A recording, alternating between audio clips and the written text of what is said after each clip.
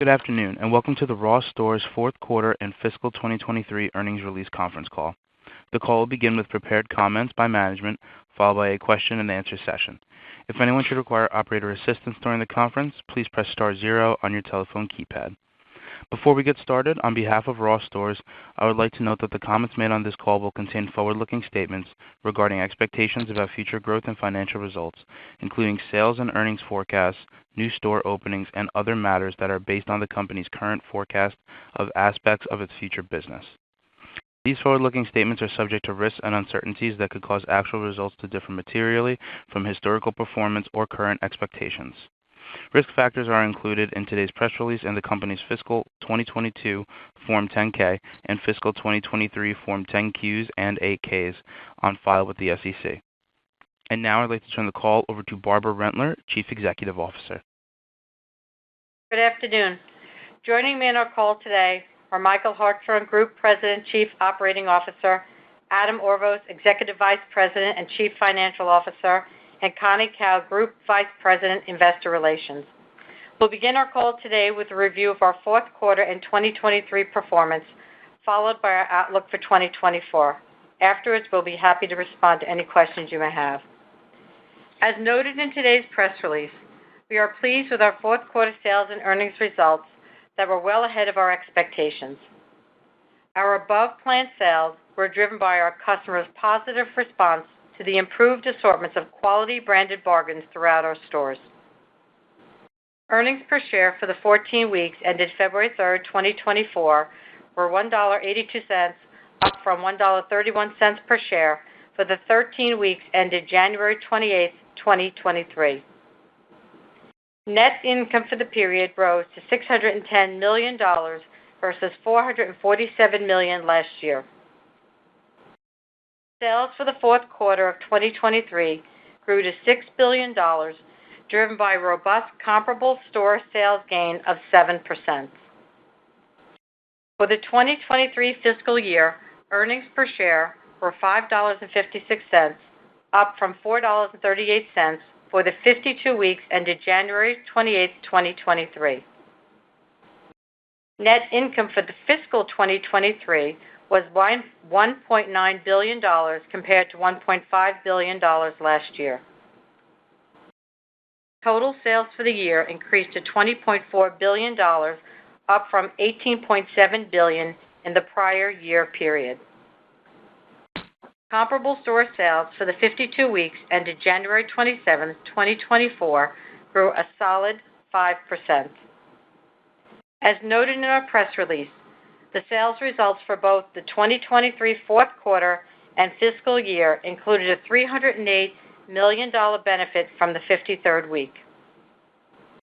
Earnings per share for both periods also benefited from the extra week by approximately 20 cents per share. Fourth quarter operating margin grew 165 basis points to 12.4%, up from 10.7% in 2022. This improvement was mainly due to the strong gains in same-store sales and lower freight costs that were partially offset by higher incentives.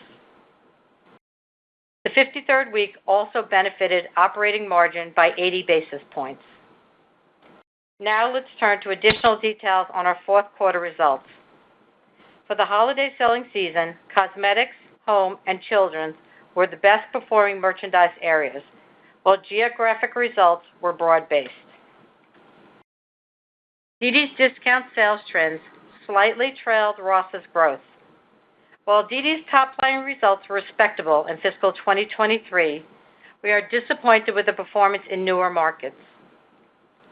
We are currently conducting an in-depth analysis of dd's to better understand and address the different wants and needs of their diverse customer base, particularly as we expand outside our current existing geographies. Until this work is completed, we believe it is wise over the near term to moderate dd's store growth in newer markets and focus new store openings primarily in existing regions. Now let's turn to inventory.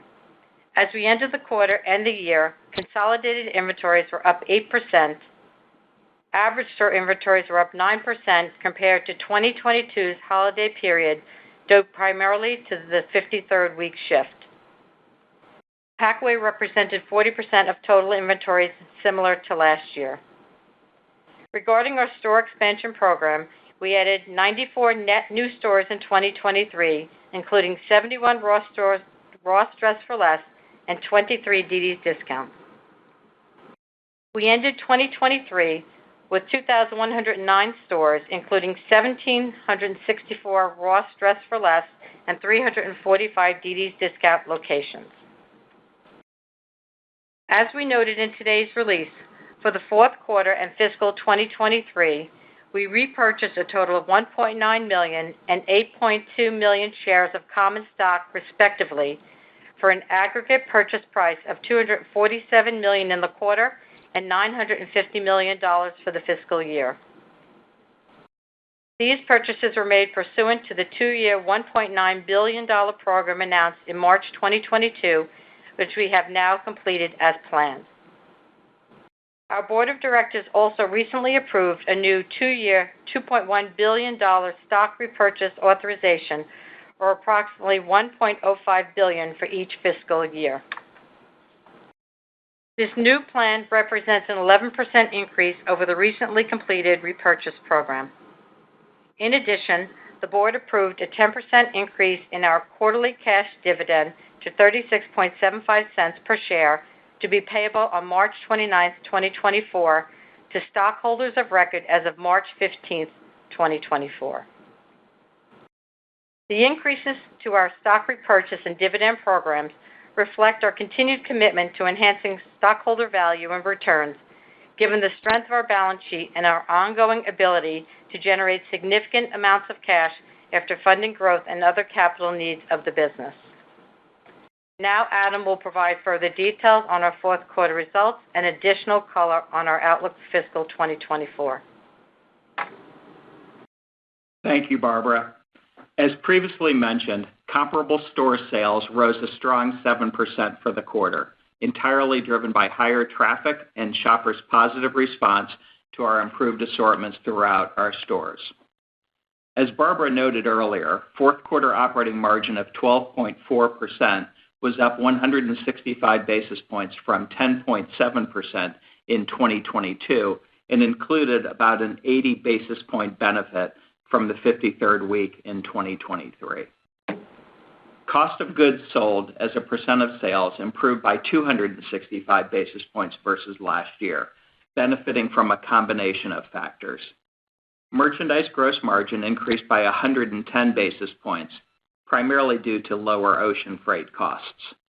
Distribution costs declined by 75 basis points, partially driven by favorable timing of packaway-related costs. Domestic freight and occupancy costs levered by 75 and 45 basis points, respectively. Partially offsetting these benefits were buying costs that increased 40 basis points, mainly from higher incentives. SG&A for the period delevered by 100 basis points, mostly driven by higher incentive costs and wages. Now let's discuss our outlook for fiscal 2024. As mentioned in our press release, we are encouraged by the sustained sales momentum that began in the second quarter of 2023 and continued through the holiday season. That said, there remains ongoing uncertainty in the macroeconomic and geopolitical environments. In addition, while inflation is moderated, prices for necessities like housing, food, and gasoline remain elevated and continue to pressure the low to moderate income customers' discretionary spend. While we hope to do better, we believe it is prudent to continue to take a conservative approach to forecasting our business in 2024. For the 52 weeks ending February 1st, 2025, we are planning comparable store sales to increase 2 to 3% on top of a solid 5% gain in 2023. If sales perform in line with this plan, we expect earnings per share for 2024 to be in the range of $5.64 to $5.89 compared to $5.56 in fiscal 2023. As a reminder, fiscal 2024 is a 52-week year compared to 53 weeks in 2023. As previously mentioned, our 2023 earnings per share benefited from an additional 20 cents of EPS from the extra week. Turning to our guidance assumptions for the 2024 year. Total sales are planned to grow by 2 to 4% for the 52 weeks ending February 1st, 2025, versus the 53 weeks ended February 3rd, 2024. This year-over-year increase in total revenue is affected by last year's 53rd week, which added approximately $308 million to sales in the fourth quarter and fiscal year of 2023. If same-store sales perform in line with our plan, operating margin for the full year is expected to be in the range of 11.2 to 11.5% compared to 11.3% last year, which benefited by 25 basis points from the 53rd week. This year-over-year change also includes the benefit of anniversarying higher incentive costs in 2023 given our outperformance. In addition, for fiscal 2024, we expect merchandise margins to be pressured as we plan to offer even more brands that are sharply priced to deliver the strong value proposition that our customers expect from us. For 2024, we expect to open approximately 90 new locations, comprised of about 75 ROST and 15 dd's DISCOUNTS. These openings do not include our plans to close or relocate about 10 to 15 older stores. Net interest income is estimated to be $143 million. Depreciation and amortization expense, inclusive of stock-based amortization, is forecast to be about $610 million for the year. The tax rate is projected to be about 24 to 25%, and diluted shares outstanding are expected to be approximately 332 million. In addition, capital expenditures for 2024 are planned to be approximately $840 million as we make further investments in our stores, supply chain, and merchant processes to support our long-term growth and to increase efficiencies throughout the business. Let's turn now to our guidance for the first quarter. We are planning comparable store sales for the 13 weeks ending May 4th, 2024, to be up 2 to 3% versus a 1% gain in last year's first quarter. If sales perform in line with this range, we expect earnings per share for the first quarter of 2024 to be $1.29 to $1.35 versus $1.09 last year. The operating statement assumptions that support our first quarter guidance include the following. Total sales are planned to be up 6 to 8% versus last year's first quarter. We would then expect first quarter operating margin to be 11.1 to 11.4% compared to 10.1% last year. The expected increase mainly reflects our forecast for lower incentives and freight costs that are partially offset by lower merchandise margin and higher wages. We plan to add 18 new stores consisting of 11 ROST and 7 dd's DISCOUNTS during the period. Net interest income is estimated to be $44 million. Our tax rate is expected to be approximately 24 to 25%, and diluted shares are forecasted to be about 335 million. Now I will turn the call back to Barbara Rentler for closing comments. Thank you, Adam. To sum up, as Adam noted, while we hope to do better than our forecast this year, the external environment remains uncertain, and our low to moderate income customers' discretionary spend continues to be impacted by elevated costs of living. Despite these headwinds last year, our shoppers responded positively to the strong values we offered across our stores, which drove our better-than-expected sales and earnings growth throughout 2023. In 2024, we plan to build upon these efforts and offer even more brands that are sharply priced to deliver the strong value proposition that our customers expect from us. We believe the diligent execution of this plan will result in increased market share gains this year and in the future. At this point, we'd like to open the call and respond to any questions you may have. Thank you. We will now be conducting the question and answer session. If you would like to ask a question, please press star 1 on your telephone keypad. A confirmation tone will indicate that your line is in the queue. You may press star 2 if you'd like to remove your question from the queue. For participants using speaker equipment, it may be necessary to pick up your handset before pressing the star keys. To allow everyone a chance to ask a question, we ask that you please limit yourself to one question. Thank you. One moment while we poll for any questions. And the first question comes from the line of Lorraine Hutchinson with Bank of America. Please proceed with your question. Thank you. Good afternoon. Barbara, I was hoping to better understand the dynamic around the sharply priced brands and their impact on merchandise margins. How large of a percentage of the assortment were you planning to take down to these sharper price points? And is there other opportunity to improve on the gross margins through domestic freight or other line items as the year progresses? Sure, Lorraine. So let's just talk about the sharply priced brands. Obviously, I wouldn't talk about what type of penetration we're going to shift to. What I would say to you about the sharply priced brands is that, during 23, we strengthened our value offerings. We kept saying that we were doing that, and we were doing that. And that really results in the acceleration of sales and started in Q2 and then persisted through the whole holiday season.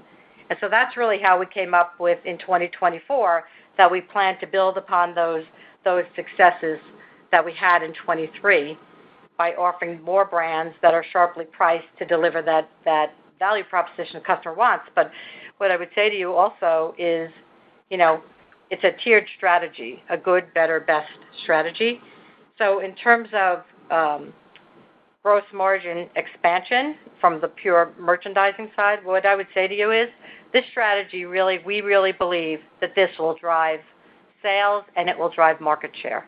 And that's really how we're looking at it, because that's what the customers voted on all year, and we feel like it's a strategy that's broad-based in the entire box. Certainly there's some businesses that have more opportunity than others, but that's really how we came to this conclusion, and the customer's been voting, and that's really what she's been voting on. Lorraine, then on just other margin opportunities from a freight standpoint, from a domestic freight standpoint, we do expect to see some improvement for the full year, but to a lesser extent than we saw last year. Thank you. And the next question comes from the line of Matthew Boss with J.P. Morgan. Please proceed with your question. Thanks, and congrats on another great quarter. So, Barbara, I guess maybe could you elaborate on drivers that you think really were behind? I think this is the best fourth quarter performance in more than 10 years, if I exclude the pandemic. Maybe what you saw across categories. Do you think that you're attracting a new customer? And maybe just the decision to raise your initial comp view for 2024 to the 2 to 3% relative to historical 1 to 2. And then just one for Adam.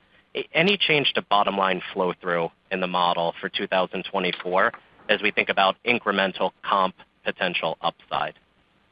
Okay, so Matthew, it's Michael Hartshorn. Just on the customer overall, it's hard to see whether it's a new customer or the existing customer is spending more.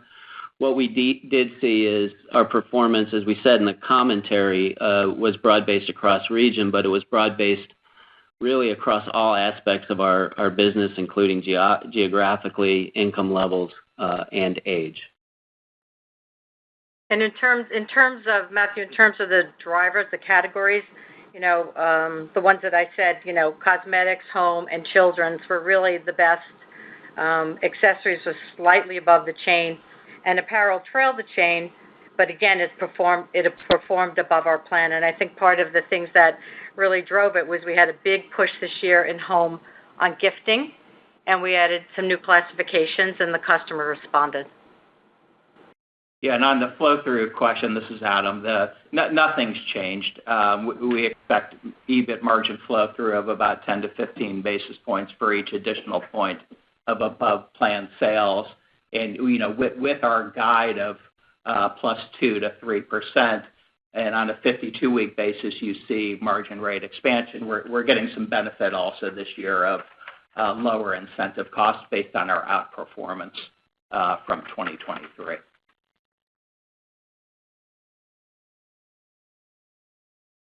And the next question comes from the line of Mark Altschwager with Baird. Please proceed with your question. Thank you. Good afternoon. Appreciate you taking the question.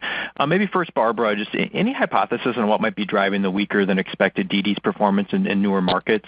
And maybe comment also on how the ROST Dress for Less stores in newer markets have been performing relative to your expectations. Just on, I'll start with the ROST. The ROST new markets have been performing at or above our expectations from a dd's standpoint. As we said in the commentary, the overall comp was just slightly below ROS for both the quarter and the year. So while overall comps were respectable, we've been disappointed in the dd's new market performance. Our new markets tend to be more diverse based on ethnicity and income, and we clearly didn't satisfy them with the assortments we've been offering there. Thank you. Maybe just to follow up, can you comment on the buying environment and any changes you're seeing, and how is that impacting the expectations for the merchandise margin pressure this year, if at all? Thank you. Well, I think it's a positive buying environment. I mean, there's still merchandise in the market, and I've said this on calls before. There are some vendors that are very aggressive in bringing in inventory as they're trying to gain market share, and then others it's more normalized. In terms of merchant margin, our strategy now is really to continue to offer the customer really great value, because that is really what's working, sharp prices. And so even if you're buying some of these really great opportunities, we are really thinking about passing along really that potential savings to the customer, because we really do believe that is the best way to drive to gain market share. And so that's really how we're approaching it at this point, and that is what the customer is responding to. Thank you. And the next question comes from the line of Chuck Grom with Gordon Haskett. Please proceed with your question. Thanks very much. Great results. From a category perspective, which categories do you view as the biggest opportunities in 2024? And curious, separately, what you're seeing on the shrink front in the quarter and what your expectations are for 24. A couple of retailers, including Target today, have called out improving shrink results lately. Thanks. Sure. In terms of categories for 24, I mean, with the brand strategy we're putting in place, I feel like there's, it's pretty broad-based, the opportunity, but obviously our apparel business has been trailing the chain, and so we're focused on really trying to improve those assortments and to get the apparel business, more in line with the other businesses. Chuck, on the shrink front, I would say we're not immune to the external theft and organized crime environment throughout retail. We do continue to invest in initiatives to hold shortage at bay. For 2023, our shrink levels were in line with 2022. Our guidance assumes that shrink is up a bit, so that's built into the guidance, but we'll continue to make investments there to keep it in line. Thank you.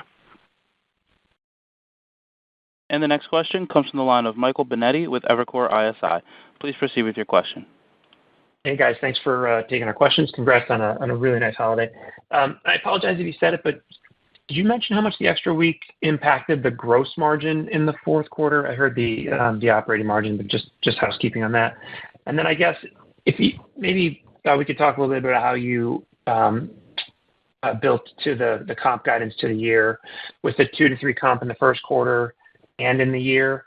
I guess as the comparisons get a little tougher, I think it implies the 2-year accelerates a little bit as we move through the year. So maybe just a little bit on how you were thinking about that. I'm wondering if that's maybe the sharp price merchandise assortment strategy accelerating through the year. Anything you could point to help us think alongside you on that, please. Sure. So from the merchandise strategy, we do expect it to accelerate as we go. Obviously, we've been building the strategy off of starting in Q2 of 2023, and now I would say now it's more broad based than we were as we were coming across. Maybe the word I want to use is it's a little more intentional in certain businesses than it was before. And so we do expect that as we come across. We are expecting that our apparel business, as we move through the year, will improve. Okay. Hey, and Michael, on the 53rd week question, so we talked operating margin was worth 80 basis points in Q4 and about 25 for the year, and that was largely in gross margin versus SG&A. Okay, thanks a lot, guys. You bet. And the next question comes from the line of Alex Stratton with Morgan Stanley. Please proceed with your question. Perfect. Thanks for taking the question. Super amazing print. Looks like you guys are further closing the gap to pre-COVID EBIT with every passing quarter, even though fourth quarter still sits somewhat below. So can you just talk about what's hampering you from returning to the pre-COVID levels and how you think about recovering that gap from here?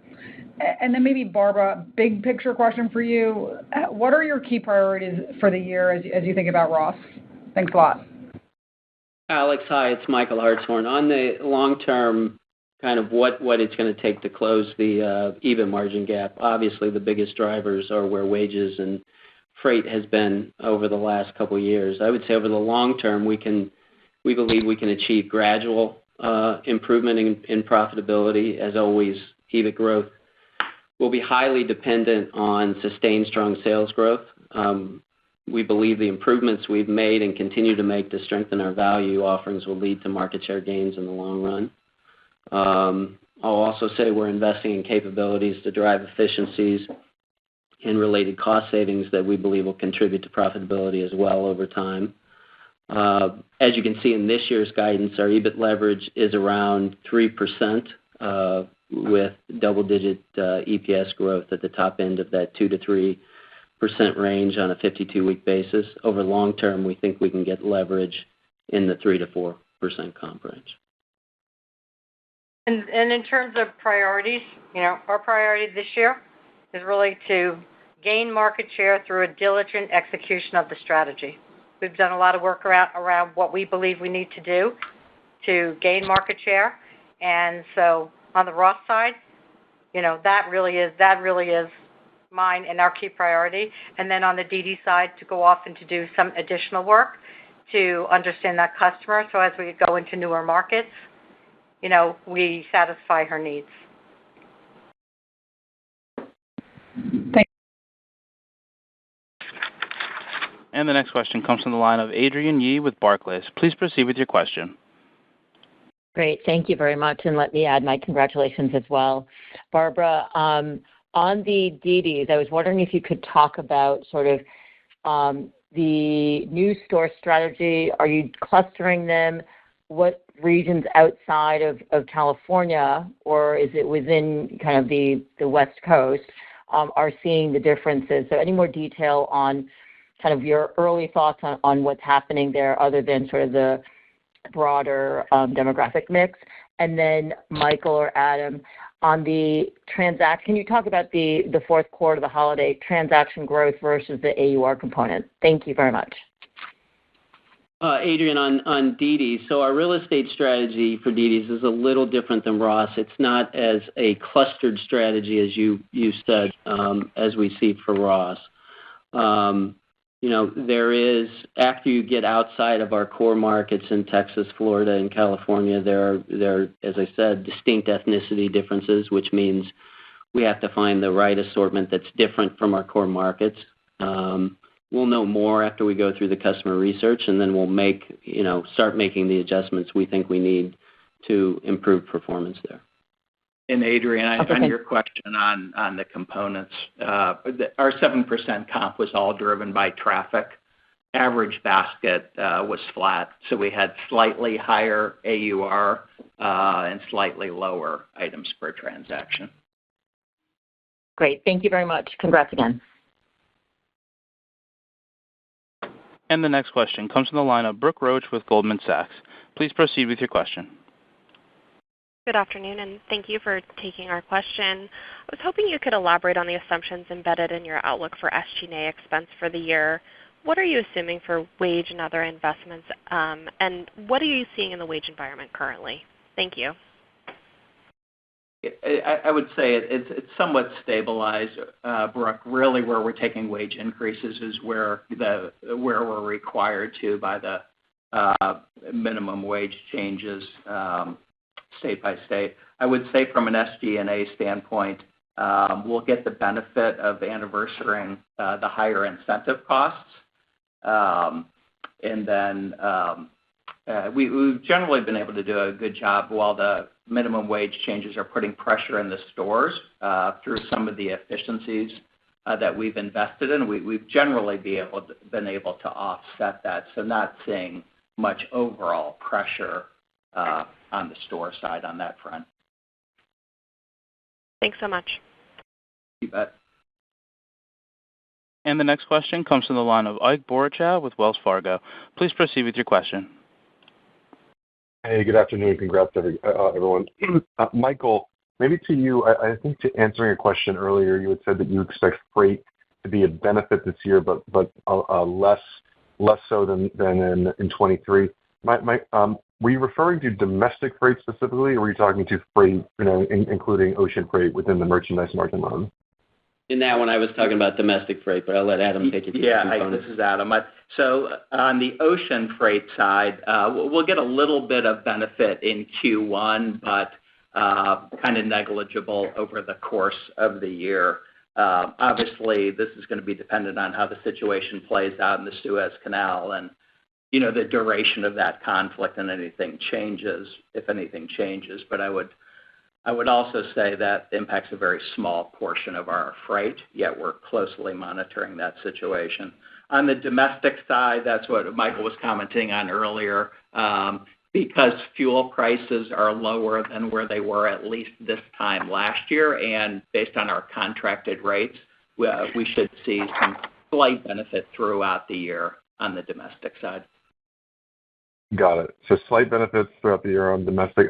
Adam, just based on the line of sight you have, is there any point in this year where ocean freight should flip to from a tailwind to a headwind, or is it just kind of like flattening out for you guys? We'll have to see how that conflict plays out. Is probably the biggest variable. We have fairly good line of sight other than that variable that we can't control. Okay. Thank you. And the next question comes from the line of Simeon Siegel with BMO Capital Markets. Please proceed with your question.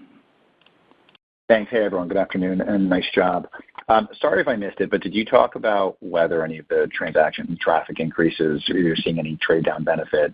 And then probably a dumb question, but does the sharply priced brands impact where you are at all? Impact where you are, or is it just creating better value proposition without impacting AUR? And if it does, any order of magnitude we should keep in mind? Thank you. Simeon, on the trade down customer, we did. I'll just repeat that. For us, it's hard to see whether there's a trade down customer. Our performance was broad based, as we said, across geographies, but it was also broad based across income levels. So hard to really tease out any impact to the trade down. On the transaction data, the comp was entirely driven by traffic or transactions for us. The average basket was flat, as slightly higher average unit retails were offset by slightly lower units per transaction. And then on the weather front, it was neutral for us. So the sharply priced brands impacting going forward. You just think about that from an AUR context, or is that just changing the concentration of brands? The AUR will fluctuate. It's based on the mix and the value of the goods that we're buying. So there's not a specific AUR pricing strategy. It's really a value strategy as we buy goods and put them out at the sharpest prices we can to offer great value. So it's not like we're trying to hit a specific AUR, or it could move as we go through the year and as we go through different closeouts, products, and all of that. We're expecting it to move around. Understood. Thank you. Best of luck for the rest of the year. And the next question comes from the line of Paul Lejuez with Citi. Please proceed with your question. Hey, thanks, guys. At dd's, I'm curious how many stores are in the regions that you would consider disappointing. Like, what percentage of the store base do they represent? I'm curious if they didn't open as strongly as you thought, or are they not comping as quickly as you thought? And also curious how the ROST stores are performing in those same regions. Thanks. Paul, I mean, there are certain stores outside of our core markets. That's what I would say on number of stores. So you can see our store map. As far as ROST is performing fine in these markets, and it's really how they opened. Some of them are comping well, but they're comping off a low sales base. So. Got it. And then you mentioned, I think, 10 to 15 store closings. How does that break down, dd's versus ROST? Store closings. So we talked about, Paul, 10 to 15 either relocated or closing stores. And, we won't get into ROST versus dd's on that front. Nor have we decided yet. Usually these are stores, I think, Paul, as you know, these are at the end of the lease term or starting a new option period where we'll make that judgment as we progress through the year. Got it. Okay, good luck. And the next question comes from the line of Marni Shapiro with Retail Tracker. Please proceed with your question. Hey guys, congrats on a really nice quarter. And I'm going to hop in on the pricing question. I'm really sorry. But I want to just clarify the sharp pricing because it sounds like, Barbara, you're thinking about this a little bit more holistically, sort of getting to a better balance of really sharp opening prices and then layering that next level and the next level versus looking at what you purchased and maybe taking a shorter margin here and a longer margin there. Is that right? Am I hearing that right? Whenever you're pricing goods, Marnie, you're always doing what you're saying. You're looking at the product and you're looking at the value, right? So it doesn't necessarily always have to do with what you're paying for a product, right? The merchants are looking at it and saying this is the right value, and they're doing it. I think the sharp pricing that we're talking about is really adding more brands at all three levels, good, better, best, assessing those brands, and then putting them out, at the values that the customers really responded to. So, it's really built on the products themselves. I don't know how else to say that to you. We have the brands we want to have. We have business people we're growing. We've opened a lot of new resources this year. The merchants have been out really looking for new resources, looking to expand, looking to remix the products and labels themselves, and then to put that mix out at sharp prices. So it's not like I'm looking to have X price point or X, in each thing. It is really a value strategy, not a pricing strategy. It's a value strategy.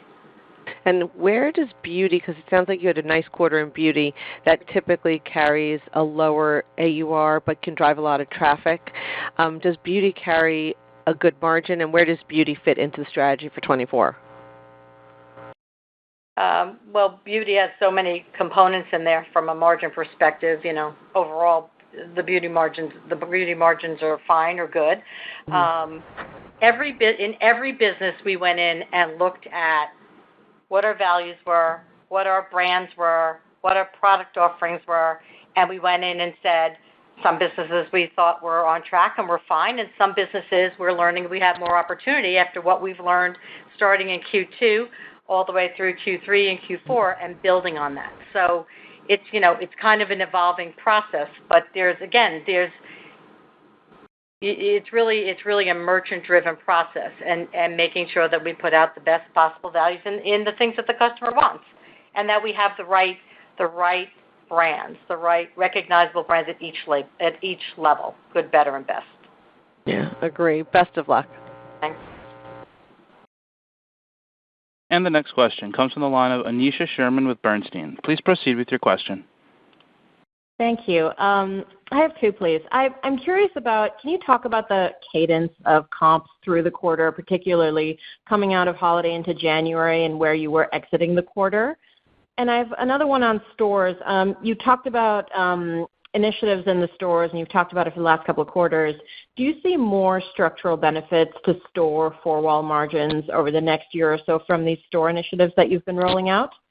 Thank you.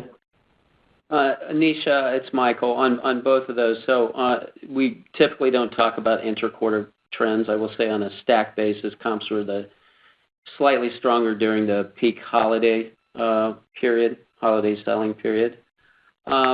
On the four-wall margin, so the type of investments we're making in stores, we're making a number of investments to improve efficiencies in the stores. In many cases, that's just offsetting some of the statutory minimum wage increases we've seen. Some of the things we're doing are technology investments. For instance, we're piloting self-checkout in all stores. We don't ever think that that's going to be a full chain rollout, but we'll see how that goes. We've put in place more efficient handheld devices, and it's used to check inventory, take markdowns, manage tasks, and eventually even allow associate scheduling within the store, all drive efficiency that help us offset the rising minimum wages. Sorry, just a quick follow-up, Michael. Can you give us a sense of how much of that has already been rolled out versus how much is to come over the next fiscal year? Well, I mean, there are things beyond that. This fiscal year, we have a number of rollouts, and as Adam said earlier, that's fully offsetting the minimum wage increase. And we continue to have new initiatives in the pipeline going forward. Thank you. And the next question comes from the line of Dana Telsey with the Telsey Advisory Group. Please proceed with your question. Good afternoon, everyone, and congratulations on the very nice results. As you think about the store profile in 2024 for both dd's and ROST, any changes in how you're thinking about it in terms of size? And then, Barbara, you've always talked in the past about adding to the merchant team. What does it look like this year in terms of number of buyers, merchants added to the team, or how you're thinking about it? Thank you. Dana, on the store profile, I'll give you the easy answer on that one. No, we're not thinking of any changes to the store prototype as we move into 24. And in terms of the size of the merchant team, we have over 900 merchants. So every year we promote people, move people. But in terms of saying, am I going out to, take up the headcount substantially? I think it's more of a normal cadence that we would have. We feel like we have a pretty large team between the two companies. And just one follow-up. As you went through the quarter in January, we know there were those 2 weeks that were very cold. Was that an impact for you in the comps, and the comps would have even been stronger if you hadn't had that weather issue that happened mid-January? Dana, on the quarter overall, so we take puts and takes all the way November through December, we think the weather impact was neutral for us. Thank you. And the next question comes from the line of Corey Tarlowe with Jefferies. Please proceed with your question. Great, thanks. In the past, I know you've talked about 60 to 65% new store productivity. Given your comments on dd's, recognizing that it's a smaller portion of the fleet, is that a consistent assumption within your guidance for 2024? It continues to be, because the vast majority of the new stores are ROST. That said, the stores that we are opening for dd's, we expect them to be similar to historical sales levels because they're in the existing markets. But overall, 60 to 65% of a comp. Great, thanks. And then just a brief follow-up. Other than new stores, what areas are you investing in the CapEx, and how are you thinking about leveraging AI in your business? So first on where else we're investing, about 40% of the capital this year is just expanded capacity. So we're plan to open a new DC in early 25 in Arizona, and we have another one, a DC that we're going to start construction on later this year on our next distribution center. So 40% of that capital this year is on increased DC capacity. AI, I would say there's two parts of AI. We already use AI in some of the automated parts of our business. I think generative AI will be a journey for us like it is for others, but it is something we'll be looking at to find efficiencies in the business. Thank you. And the next question comes from the line of John Kernan with TD Cowen and Company. Please proceed with your question. Thanks, Fred. Thanks for taking my question. Great job on the holiday quarter. Just going back to stores, ROST stores banner grew 4% this year. I think that was the fastest store growth since pre-COVID. dd's is up over 7%. So how do we think about store growth, not just for fiscal 24, but also beyond that, and how that fits into your long-term store targets? Sure. First of all, our long-term store target hasn't changed, and that's 2,900 ROST stores and 700 for dd's. I think you'd expect about 100 stores a year, depending on how the dd's plays out beyond this. But I think we're comfortable with the 75 ROST stores annually. That's a good fit for us, and we'll see where the dd's roll out after we get through our strategy. You haven't seen any long-term change in terms of competition for real estate. Your peers in off-price are growing a lot of stores too. I think there's been concerns about some of the availability out there, but it doesn't sound like you have any concerns. Well, there is. I would say there's a lot of competition for our locations, but I'd say overall we feel good about the real estate landscape and have a healthy pipeline. Excellent. Thank you. And the next question comes from the line of Laura Champagne with Loop Capital Markets. Please proceed with your question. Thanks for taking my question. It's related to the way we're reading stores, which to us looks like you're making a conscious decision to sharply control inventories to maximize profits and minimize markdowns. Are we reading that right, or is this just a small sample size of stores? Laura, are you just talking about inventory levels at year-end? Is that your question? I'm talking about inventory levels that we're seeing currently over the past couple of months in stores, really post-holiday.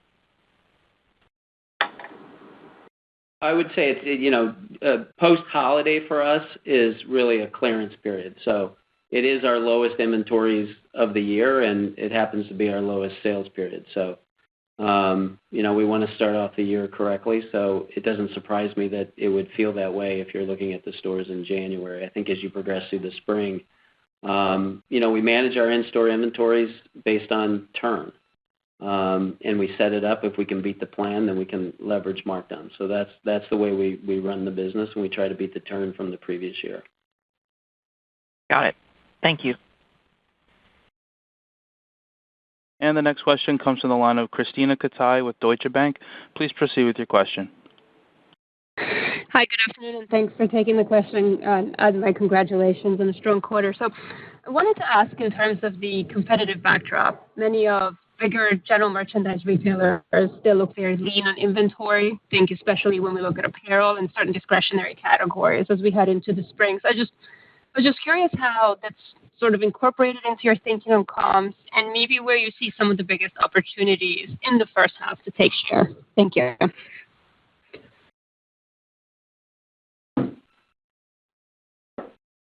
Christina, I'm not 100% sure what exactly what you're getting at exactly.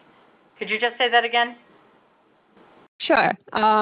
It's just that many of your bigger general merchandise peers are still planning inventories very cautiously, and they're sort of lean on inventories in many discretionary categories.